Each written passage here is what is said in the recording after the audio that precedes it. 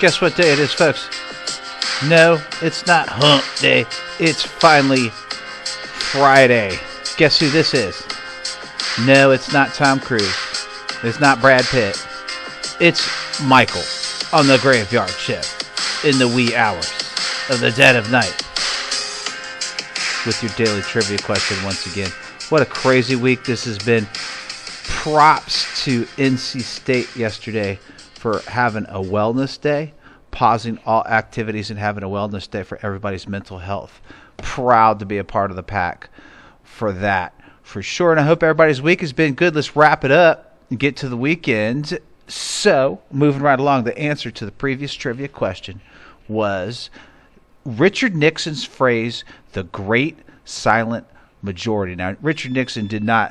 hang on one second, folks. My beeper's going off. And that is not on my side, so it's all good.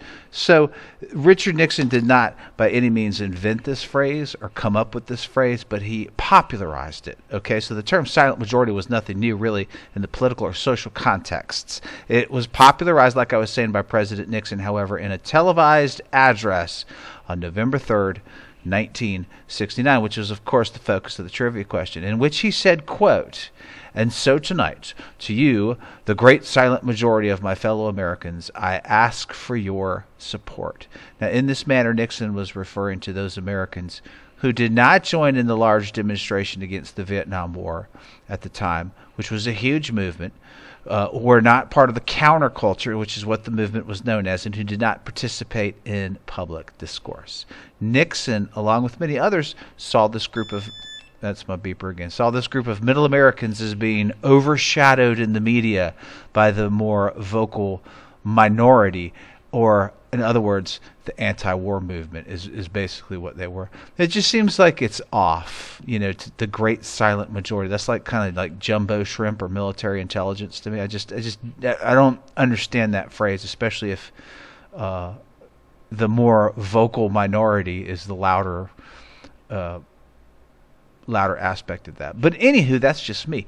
That's the image he wished to portray, is basically what that amounted to in his speech, that there was this silent majority of Republican supporters, of conservative voters who needed to come to life, who needed to take back what was theirs. And now was the time to do just that. Now the phrase, let's go back just a little bit of history. The phrase was not new, like I was saying. There's my beeper one more time, folks. It moves in sets of threes. It was used by Calvin Coolidge in his campaign, going all the way back to the 1920s presidential nomination. And before that, the phrase was used to refer to people who were dead, actually, going back to Roman times with Roman writers, and even working its way into the texts over time of Supreme Court justices and politicians at the local level. It was a phrase that was used extensively in like upstate New York, for instance, in some of those local level midterm elections. While invoking the term, going back to Nixon, the great silent majority, Nixon wanted solidarity for the war efforts in Vietnam. The whole use of this term was focused towards the Vietnam War and the anti-war movement. Okay.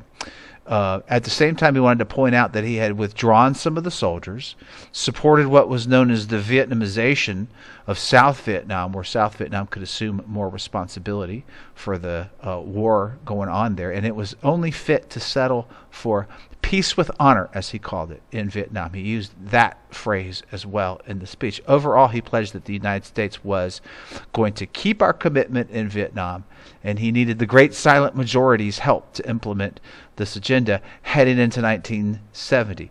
That was, by the by, just as my father was shipping out to Vietnam. My dad was a Vietnam vet. That was right at the time. So that was something that I found also that jumped out in my research on this speech. Polls indicated that this actually worked, right? Up to 77% of the people were in support of Nixon's policy in Vietnam. So I guess there was a great silent majority out there. There was a well-established support from Congress for Nixon's stance on Vietnam overall. heading into 1970. Now, the term silent majority later resurfaced in political campaigns of Ronald Reagan. Now, and who else do you think would have used a conservative Republican phrase like the great silent majority?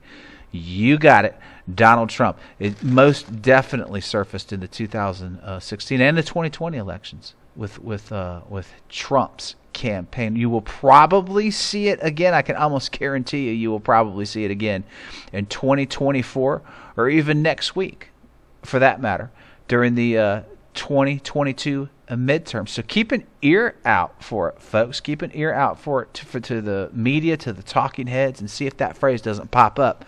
The great silent majority. I guarantee you'll hear it for sure.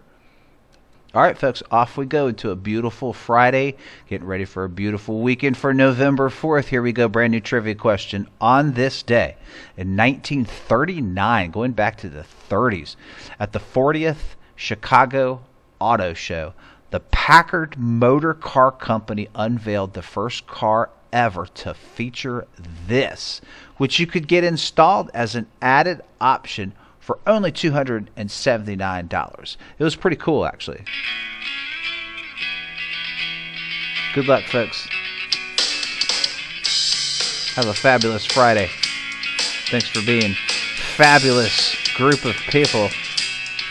Go enjoy your day. Enjoy your weekend. Thanks for all you do. Peace out.